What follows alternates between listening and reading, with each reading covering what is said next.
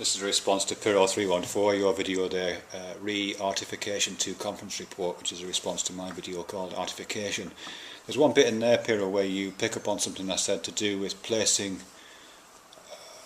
a YouTube video in contexts outside of YouTube.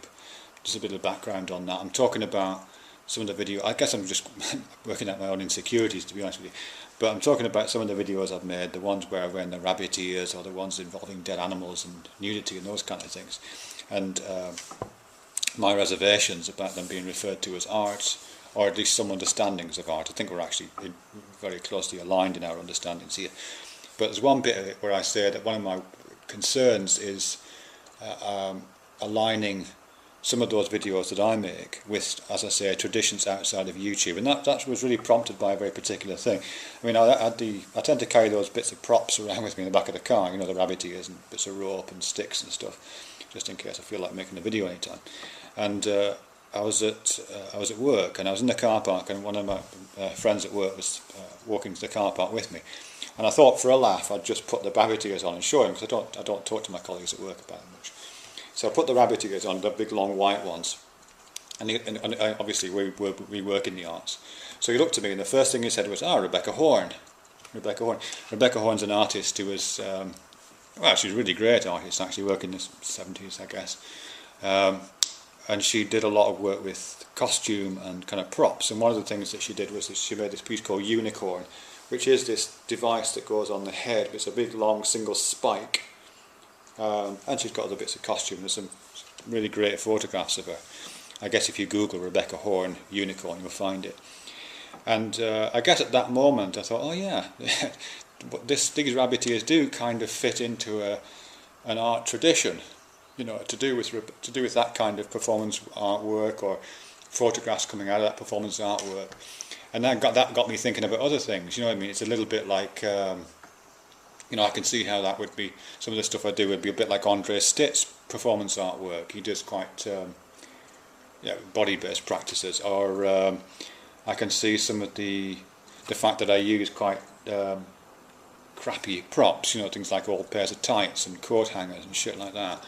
I can see how that would be a bit like Sarah Lucas's work. You know, she did an installation, kind of sculptural piece called Bunny, which involved a pair of tights stuffed and put over the back of a chair, you know, and so I can kind of place it within that tradition as well. You know what I mean? So there's a history of art and performance art where which my videos belong to, or can be belonged to, but I don't feel comfortable about that, because I'm not working in that context. You know, I'm not out there in the world making performance art and getting galleries and having photographs in art journals. You know, I mean, that might lie in the future, but it certainly doesn't lie in my past or my present.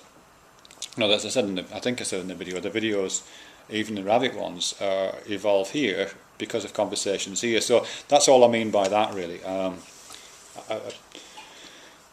The fact that there is a discourse that some of my videos could be part of is almost, it's not exactly coincidental, because obviously I know about those things, and on a largely non-conscious level I'm being informed by those things, but I'm not having a conversation with the history of performance art. I'm having a conversation with people like yourself, Pyrrho, and Gary, and, you know, all the other people that I interact with, and Mel, and, you know, all the other people who've got things going here, you know, who are sharing images and metaphors and symbols and ideas. So it's just that I meant.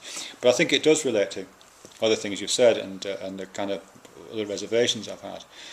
Because I'm guessing that some people, at least, who watch this video will not know who Rebecca Hoare and Sarah Lucas, you know, that history of performance art that I have some familiarity with. I'm guessing some people won't know that.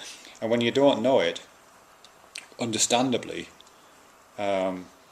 particularly when you feel it's being referred to, you know what I mean, then it feels exclusive, doesn't it?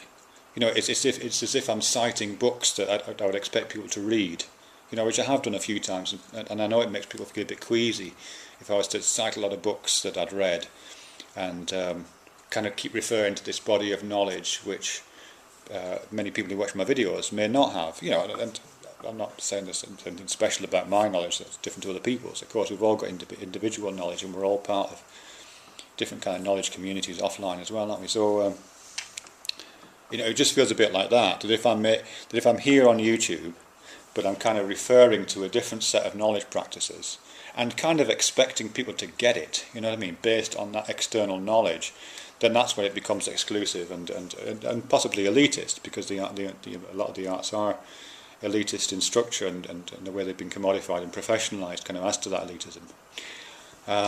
And suggests that it's something separate from conversation. I know that's not what you think, but there is that suggestion which is